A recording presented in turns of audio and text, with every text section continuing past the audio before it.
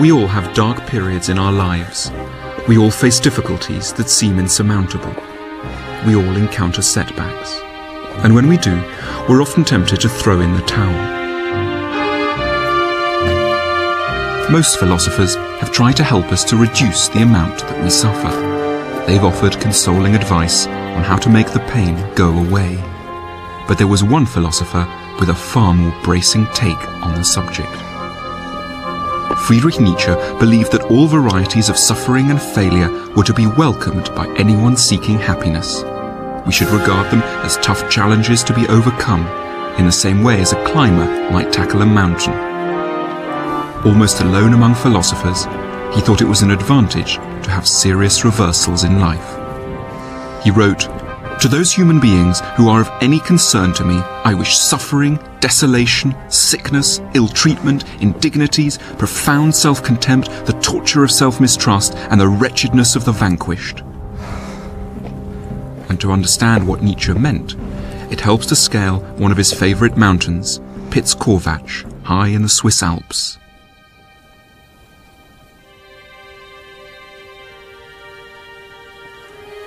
I'm now standing on the top of Piz-Corvatsch, and the view is extraordinary, sublime. There's a complete stillness in the air. Clouds are just drifting over us. We can see clouds below us, and then through the clouds, villages and forests. You feel like you're on the top of the world, and the air is curiously light, and you feel a kind of elated feeling. And I think that here we can start to understand why Nietzsche placed such an emphasis on the tops of mountains. It's at the very top of the mountain that come the finest views, but it's of course extremely hard to get to them. And this is symptomatic of his view that to reach anything that's worthwhile, to reach anything that's valuable, you have to go through an extraordinary amount of effort. Friedrich Nietzsche certainly knew a lot about effort, both physical and mental. His life was one of exceptional hardship. He constantly struggled against illness, dizziness, headaches, vomiting, probably all symptoms of the syphilis he picked up in a Cologne brothel as a student. He was forced on a restless journey around Europe in search of somewhere where the climate wouldn't upset his delicate constitution. And the place that best agreed with him was Sils Maria, high in the mountains in the southeastern corner of Switzerland.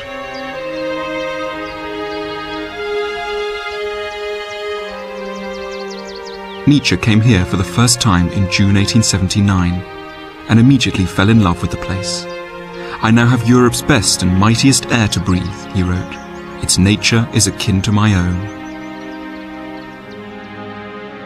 He spent 8 summers in Sils Maria, living in this barely furnished room rented from a farmer.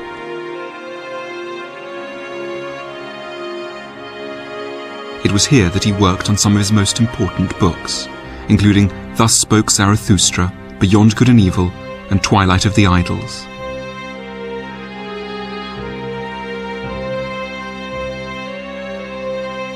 But his work enjoyed little success in his lifetime.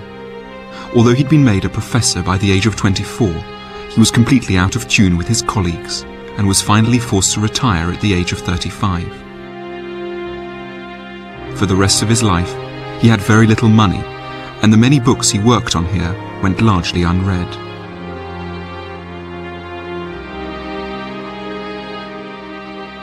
He lived a life of routine. He would rise at 5 in the morning, write until midday, and then take walks up the huge peaks that necklace the village. But he didn't just live amongst the mountains for the air and the nice views. The landscape he saw around him spoke to his deepest sense of himself and his work.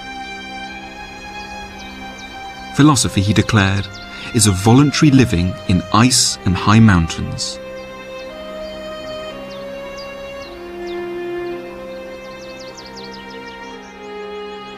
Nietzsche's love life was as disastrous as his professional career. All his attempts to seduce women were in vain. Many were frightened by his large moustache, and he confessed to feelings of appalling loneliness. He wrote to a married friend, "Thanks to your wife, things are 100 times better for you than for me. You have a nest together. I have, at best, a cave."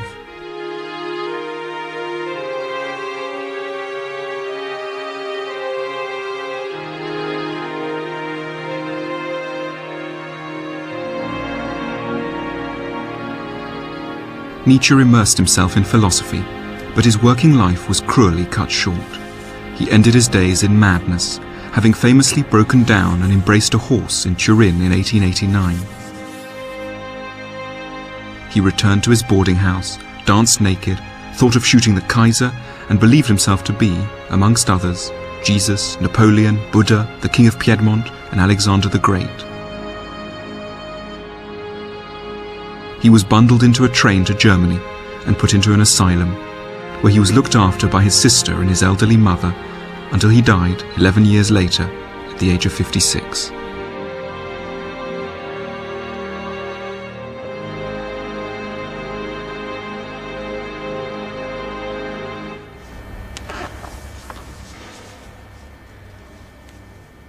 A key lesson that Nietzsche's life of hardship taught him was that any worthwhile achievement was born out of constant struggle and hard work. Though we sometimes suppose that success comes easily and naturally to some people, there was no such thing as a straight path to the top in Nietzsche's eyes. Don't talk about giftedness or inborn talents, he wrote. One can name all kinds of very great people who were not very gifted. They acquired greatness, they became geniuses, and they did so by overcoming difficulties. It's a lesson that the ballerina exemplifies. Monica Perego is a principal dancer with the English National Ballet. It takes a lot of work, also dedication. It's a job that you do for love, really.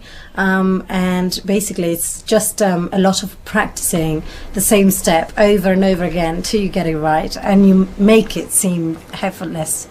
And a lot of pain in the body, of course, because it's a lot of strain for the muscles. And pain on the feet, obviously, because you've got these lovely pointe shoes on, which look really nice, but they're quite painful sometimes. How much does it hurt? I mean, it's hard to imagine. Well, it depends. You go through phases, really, but you do get a lot of blisters, and you do get aches and pains all the time. All the time? Oh, yeah, pretty much, especially backs, and, I mean, it's personal, but backs and calves, and that's the worst. And, of course, blister on the toes, and, you know, yellow nails. It sounds disgusting. What's a yellow nail? Well, basically bruised nails. Oh, right, bruised toenails. So, yeah. And do they bleed as well? Do your feet ever bleed? Well, yeah, just with blisters. I had actually 2 toenails coming off as well. Goodness me. And for example, just we were at the Royal Albert Hall in June, and I've been off sick for a while, and I had to come back and go straight into Swan Lake rehearsal. And so my feet weren't used to it. So I had about 10 blisters on my toes, and I had to perform, you know, with like blood and, you know, loads of paddings and try to not feel the pain. But of course you always feel it. Nietzsche said that without pain, without going through pain, there could never be any gain, and that anything that's worthwhile doing in life is going to take you through some awful things. Do you think that's right? It's right in our career for sure. Definitely, because it is so straining. But the satisfaction at the end of the performance or at the end of someone's career, it's so amazing that no aches and pain would, you know, take that amazement away from it, you know. The pain was worth it. Oh yes, definitely.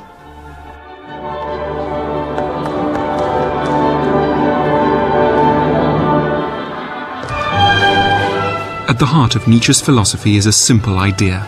Difficulty is normal. We shouldn't panic or give up when we experience it. We feel pain because of the gap between who we are at the moment and the person we could ideally be. It's because we can't master the ingredients of happiness straight away that we suffer as much as we do.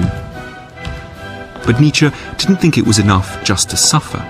If hardship was all it took in order to be fulfilled, then all of us would be happy. The challenge is to learn to respond well to suffering, perhaps to use it to create something beautiful. Friedrich Nietzsche was one of the few philosophers to speak of the virtues of hardship and failure. He thought that we could all potentially benefit from them. Paul Brown ran a drinks distribution company outside Manchester, which went bankrupt last year. He's now back in business, but the experience of failure changed his life for the better. As a person, do you think as you come in here every morning, do you think you're slightly different because you've had this experience? Yeah, I'm in earlier for a start. Yeah. But no, I don't. I don't let the little problems. I don't let them get on top of me. Yeah. You know, it's a little problem. You know, it'll go away. You don't take it into it's like massive. You know, like it's the end of the world. Yeah. You know, the end of the world happened. You know, a couple of months ago, and it failed.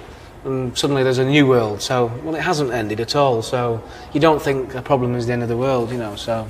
So in a way, you don't panic as much because you think, well, I've been through the worst has happened, Yeah. and I came through it. Yeah, Yeah. you do. Because, you know, it's not as bad. It really isn't as bad, you know, as what everyone makes out, you know. Yeah. Failing is horrible. I wouldn't like anyone to fail. But have the experience of failing. Have the feeling of the experience of failing, at least. You know, because that's horrible. But try not to fail, you know. But everyone fails, I suppose. Yeah. So. And yet, I don't know, I mean, I think something interesting that Nietzsche says is that we slightly live in a culture where failure is not spoken of. It's like there are these failures and sort of that's just this freakish thing that happens to a few people and let's not talk about them. And then there's success. But somehow the two are not brought together. And I think what's quite interesting is to think in every life, even a good life, even a successful life, is going to involve some failure at some level. Not necessarily a huge level, but at some level. Well, how would you be able to judge your success if you haven't failed? Yeah? Paul's experience in many ways confirms Nietzsche's analysis of the benefits of failure. However, Nietzsche's point is more subtle. He didn't think that having failed was in itself enough. All lives have failures in them. What makes some lives fulfilled as well is the manner in which failure has been met. It's a surprising fact about Nietzsche that for a time he wished to abandon the bookish life in favour of becoming a full-time gardener. The plan never really came off, but cultivating plants taught him an important lesson. Nietzsche thought that we should look at many of our problems like gardeners. Now, gardeners come across a lot of plants with very ugly roots. If we take this one, I think it's a particular monster. Look at that, fairly ugly. But what gardeners are able to do is to cultivate something that looks initially very ugly into something very beautiful. Look at this, rather stunning.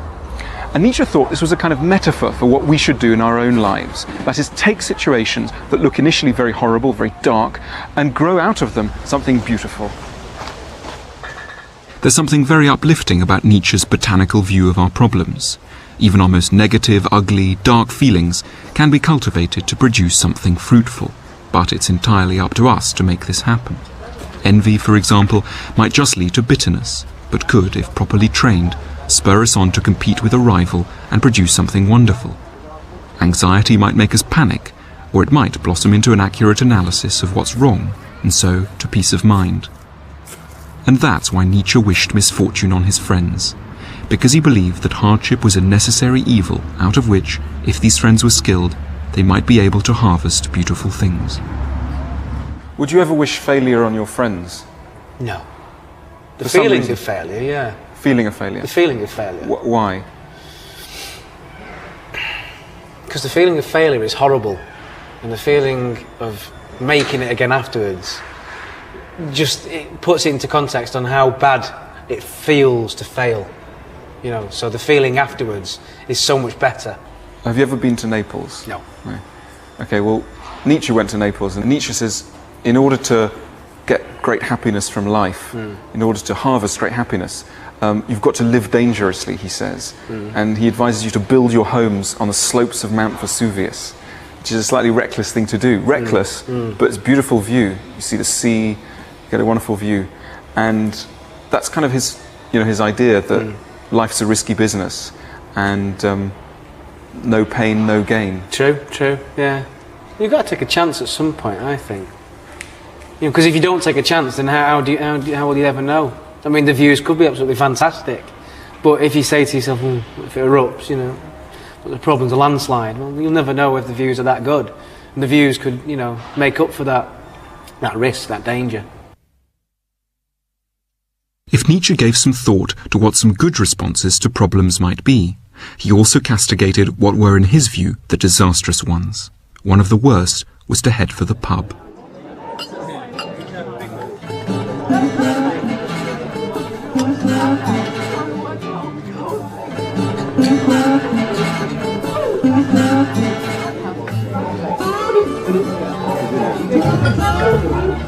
One of the most striking facts about Nietzsche is that he hated drinking alcohol.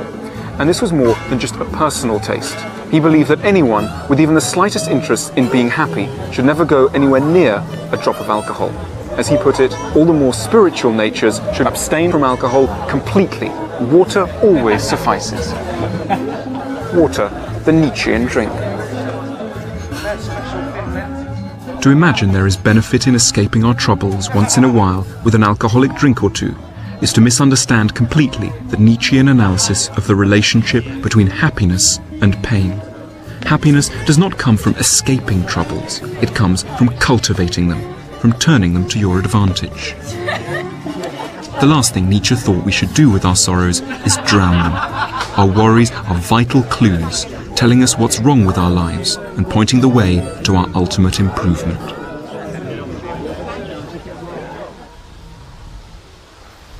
Nietzsche was born in the tiny village of Röcken in what used to be East Germany. His father was the parson, his deeply devout mother was herself the daughter of a parson. The philosopher adored his father, and must have been deeply shocked when he died suddenly when Nietzsche was only 4 years old. The loss was to haunt him throughout his life. One of his first actions when he finally earned a little money, after winning a court case against a publisher, was to buy a large headstone which now covers his father's grave. And on it Nietzsche had inscribed a quotation from the New Testament. Die Liebe höret nimmer auf. Love never ceases. A traditional Christian message. Even though Nietzsche loved his father deeply, even though he's buried in a Christian graveyard right next to his father, the pastor, Nietzsche had the greatest reservations about the kind of assistance that Christianity brings us when we're facing difficulties and problems.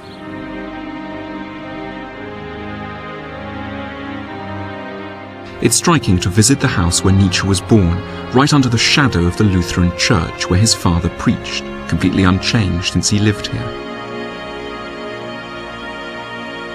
Little Nietzsche must have grown up breathing an intensely religious atmosphere.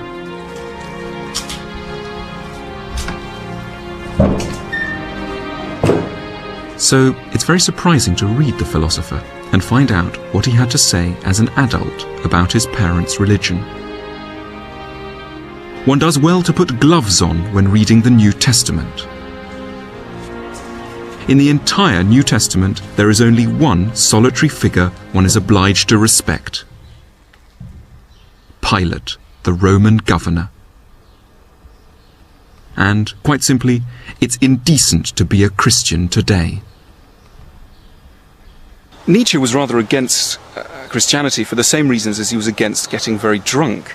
In the short term, going to hear a service in a Christian church may make you feel quite good in the same way as getting very drunk may make you feel quite good. But in the long term, Christianity, in Nietzsche's eyes, dulls pain. And in this way, it also dulls the energy that pain can give us to overcome problems and so reach real happiness. There are undeniably certain differences between a pub and a church. But Nietzsche insisted that there were great similarities between the consolation available in both places.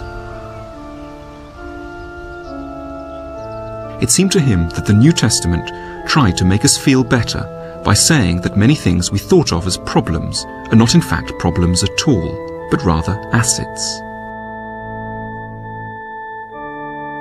To anyone worried about being too timid, the New Testament advises, "Blessed are the meek, for they will inherit the earth."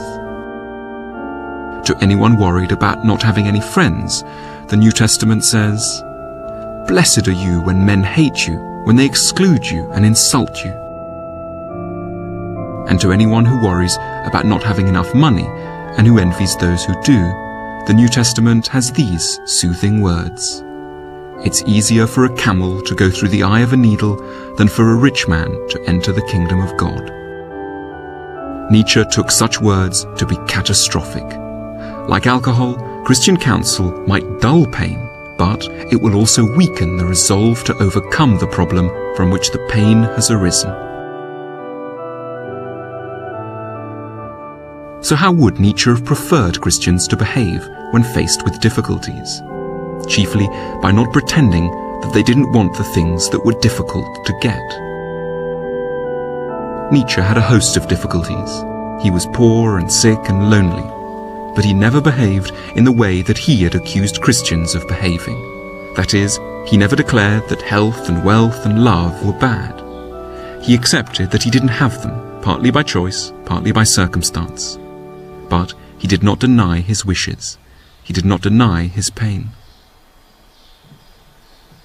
And so it perhaps comes as no surprise to find in the parish records of his burial here in Röcken that the church authorities have written, beside his name, the words, "A known Antichrist."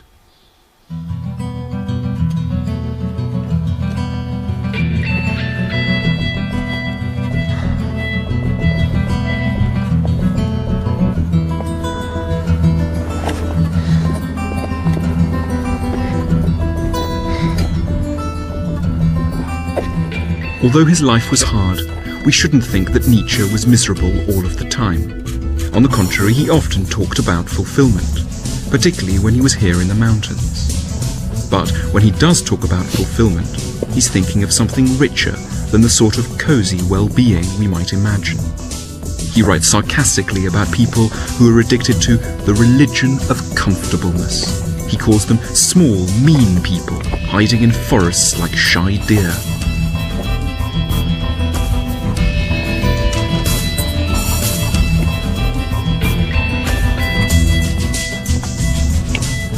But those of us who dare to climb up above the tree line will see the views and breathe the air. It's then that we'll understand the benefits of abandoning comfort for true fulfillment. As Nietzsche famously said, "That which does not kill me makes me stronger."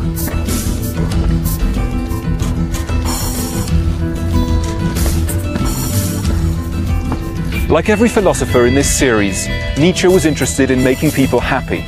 However, unlike every other philosopher in this series, he believed that extremes of pain were a vital component in reaching the kind of happiness he had in mind.